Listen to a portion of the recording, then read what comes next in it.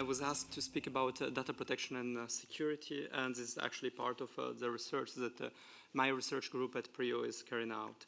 So this is a little bit the plan of the presentation. I will try to stick to the 20 minutes, and please whip me if needed. So it's divided in four main parts. We'll start a little bit with the background of the research. I will give you a brief overview of what is data protection in Europe for dummies, like I am. I will move to a tentative definition of what I consider security as surveillance, and I will try to move to a couple of deadlock that I see coming up and what may be the solution. So let's start with the background. As I was mentioning, and I'm still part of the security research group, is one of the multiple groups that are operating at the Peace Research Institute in Oslo. Our group focuses, among other things, on societal security, but this is not actually the lens that generally I use. So I'm going to shift a little bit out of this lens. And what I want to propose you is to try to see things from the lens of surveillance studies and critical data studies. And our group is focusing a lot through a series of European projects and Nordic projects on the question of surveillance technologies, data protection, and societal security and privacy. I've been working on some of those projects, in particular IRIS, PACT, and PACT gave way to this book that you see, that is a collection of different contribution. Giorgio Harris, who is going to speak today too, has contributed with a beautiful paper on evidence-based policy making, and I'm partially borrowing from the introduction for this speech too. What are surveillance studies? It's an interdisciplinary field of social science and humanities. It connects people from sociology, criminology, media studies, critical security studies, law, etc. It's very wide, very open in terms of a research scope.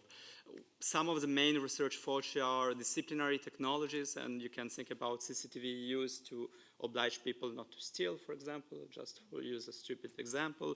Fences we were mentioning before, but also what has been called social sorting. That means that you use a series of technologies to discriminate in the sense of selecting and dividing people into groups, a different way of relating to identities or imposing identities to people based on the identities that they show themselves.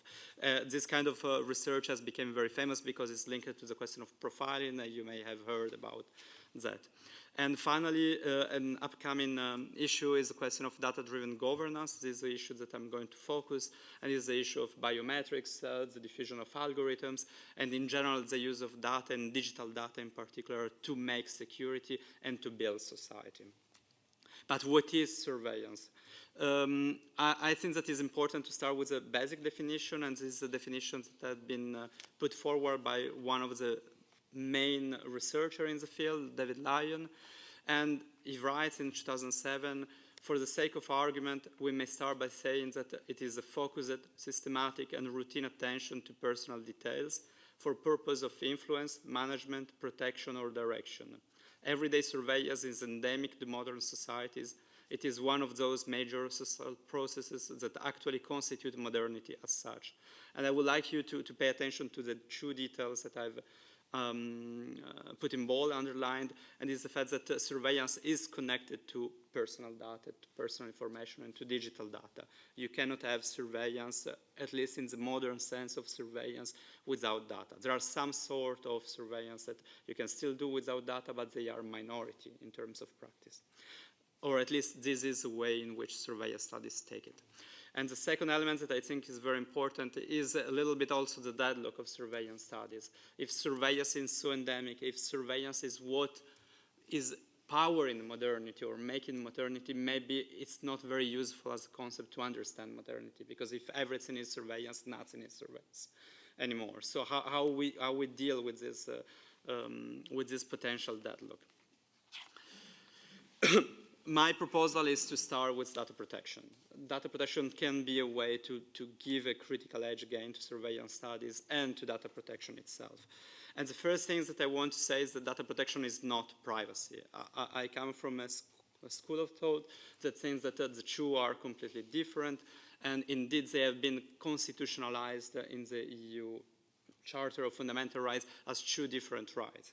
So I'm focusing for the moment on data protection, and one of my arguments is that the moment that you collapse privacy into data protection, you're already losing something. Why? Because on the one side, the rationale behind privacy is one of the opacity of the individual, is the shielding power, is this idea very anchored in the US too, that you have a right to be left alone, which has actually been remade or reconstituted through case law in Europe, not only as the right to be left alone, but also the right of developing your own relations, your own connection without a third party interfering. But it's still a sort of a protective in the sense of shielding right. Data protection is something slightly different. It's rather the transparency and accountability of the powerful. It's more of a processual right to some extent, and it's the idea that you have to enter into the machine, that you have to make accountable the people or the organizations that are already powerful. But what is data protection? It's very difficult to define, actually. My former professor, Serge Goodvers and Paul Hurt, put forward a very generic definition as a catch-all term for a series of principles with regard to the processing of personal data. But it's much more than that, actually, and they know and they do. It's also a fundamental right, and I will come back to that, that is enshrined in the Article 8 of the EU Charter, but is also present in the Treaty on the Function of the European Union in Article 16, but it's also the case law of the Court of Justice, of the European Court of Human Rights, and also of national courts. And those of you that have been working on question of surveillance and data protection in Europe knows how much national courts they can weigh in. I'm thinking about the Constitutional Court in Germany. Is a EU legislation, a very successful, actually, piece of legislation, but is also a series of institutions. And I'm thinking about the European Data Protection Supervisor, that is a fully fledged institution that is focusing on the question of data protection, but also national authorities, international authority, and so on. It's a series of technical organizational solutions, but I think that we'll discuss that further with Alexandra, are binding corporate rule, but it's also, and this I want to underline, a political device. If you take a case like the Data Retention Directive, I will come back to that slightly later, in Germany you see an enormous amount of people mobilizing around the question of data protection. Are they really interested in data protection in its legal technicality? Yes and no.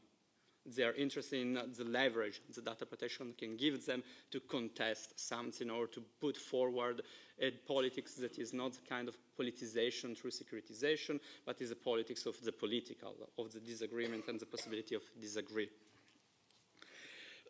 Also is a policy field that is so important for so many other policy fields of the EU, and I'm thinking about the area of freedom, security and justice, but also the digital single market. This is just to give you an idea of what it looks like, data protection in Europe when you go on the European Charter of Fundamental Rights. What I want to underline here is that this idea of a third-party institution that is going to help you guarantee this right is enshrined, is the common number 3, is compliance with this rule should be subject to control by an independent authority, but also the fact that I'm always speaking about data protection, but I should speak about protection of personal data. And the personal in data protection is very important because this is the construct or the legal construct of personal data that permits data protection to retain a grasp on things. And I will tell you how difficult this is. What we can see to summarize several decades of data protection law in Europe is that is getting closer to the machine.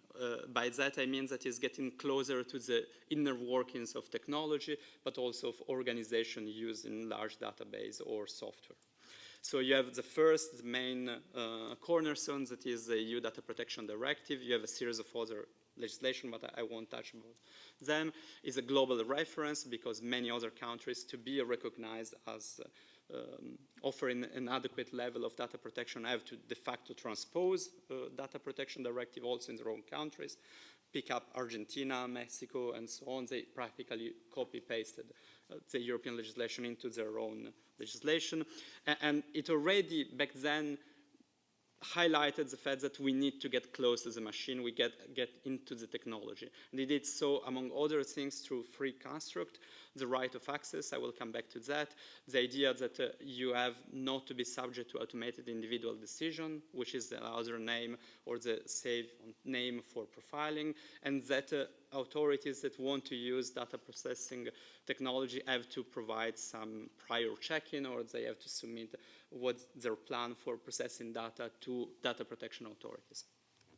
An important stepping stone has been the Data Retention Directive, a very conflictive directive in Europe, probably one of the most conflictive directive of the last few years. It was a directive that obliged a service provider to retain for between 6 months and 2 years traffic and location data of your mobile phones and other devices. This directive has not been very implemented. Where it has been implemented, it has been challenged in several member states.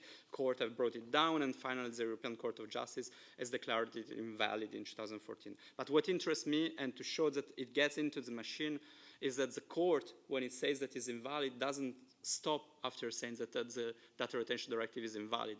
It actually provides to the Commission a checklist of things that the Commission should have thought and should think the next time they want to propose something similar. So it really makes a sort of a guidance for the Commission to say, you want to do this kind of security measure, you do it that way to make it data protection compliant. And this includes something that is very material, like build up a European cloud if you want to create data storage. It's not stated like that by the court, but is the underlying message. We have recently finalized or partially finalized a major data protection reform. 2 instruments have been adopted, the General Data Protection Regulation and the Data Protection Directive, that focus on the prevention, investigation, detection, and prosecution of criminal offenses. So when we are speaking about surveillance, we are mainly speaking about this second instrument, but my argument is that we also have to take in consideration the General Data Protection Regulation. This is a tweet that has been posted by the Giovanni Buttarelli, the European Data Protection Supervisor, and he's shaking hands with the new commissioner, Julian King, for a security union. And what I found very interesting is that with this tweet, I want to show you how we have moved from this idea that we have to find a balance, so more security means less privacy, to something completely different discourse, that is, we can have security and data protection. I'm not saying that we can have security and privacy. You see, there is a difference. We can have security and data protection. So data protection is something bizarre compared to privacy. What I mean by security as surveillance, I take a different stance from securitization theory, and it's part of critical security studies. I see it from a different perspective, a perspective that is rooted into science technology studies and the history of quantification. And from this perspective, the fact that we are entering into a digital age and security agencies are interested in digital data is just a widening of the classical modern rule of using quantification, numbers, and other kind of computing devices to rule and govern. So my definition is that all digital technologies potentially operate as security apparatuses insofar as they generate, gather, or process personal or metadata. This means that it has not only to be something that has been built from scratch for a security purpose, that is a security technology. Something that is very mundane and that has no connection with the world of national security or intelligence can become a security device. Think about RFID, the radio frequency identifier. There was a huge debate at the end of 2009, 2008 in the Commission, for example, because many civil society organizations saw this perspective, the introduction, massive introduction of RFID, and the possibility to turn them into spying devices by companies and especially by governments. So there is this idea that you don't have to start with security from scratch to end up with a security technology. So you have to pay attention to whatever digital new technology. And this is a quite actually popular idea. You see 2 images. One I took it at FNAC in Brussels, is a quite popular magazine, and they're speaking about the new dictatorship of algorithms.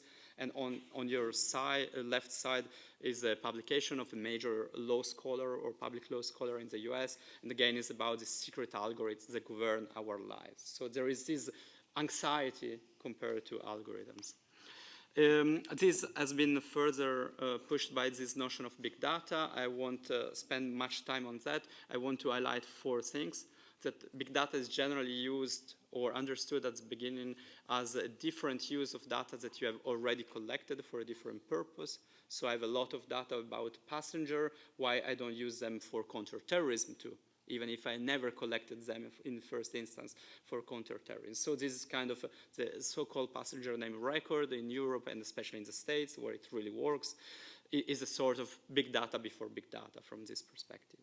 And this second idea is that we have databases that are expanding and expanding and expanding. We have deluge of data deluge, data tsunami. Those are the classical way of thinking. But I want to underline 2 other things. That we always hear as a part of the discourse about big data as a solution. But when you really speak with IT people, you understand that big data is not only a solution, it's a huge technical problem and is a huge problem. So the real challenge of big data for them is coping with abundance, exhaustivity, and variety, and so on and so forth. And second, and this is a problem that is much more problematic, sorry for this tautology, for society as such, is the fact that this idea or this mythology of big data brings also a different epistemological approach. We think that we can make sense of the world by just looking at the data, that the data will speak by themselves. And when you apply that to question of criminal investigation or surveillance, you see the tension with the rule of law and the way in which we have created a criminal procedure that is actually based on the fact that the reality is not based on the data themselves, but that you collect data targeted on the kind of reality you want to investigate. You see, so this epistemological change is very challenging for society.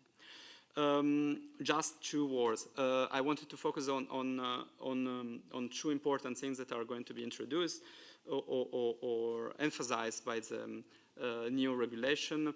One is data protection impact assessment. We have a long history of impact assessment methods, and they've been used for environment, for technology, for societal issues since many years, and they've become a cornerstone also of this called EU better regulation approach.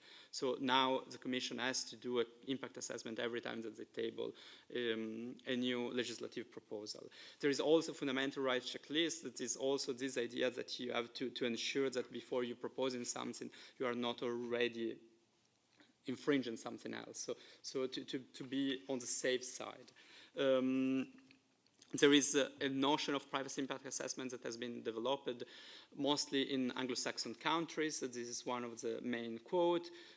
Privacy impact assessment is a systematic process for evaluating the potential effect on privacy of a project, initiative, or proposed system or scheme. And we had, as I was mentioning, the question of RFID has been solved through a privacy impact assessment framework that was also very litigious at European level. Some member states have already passed privacy impact assessment tradition, UK and France in particular.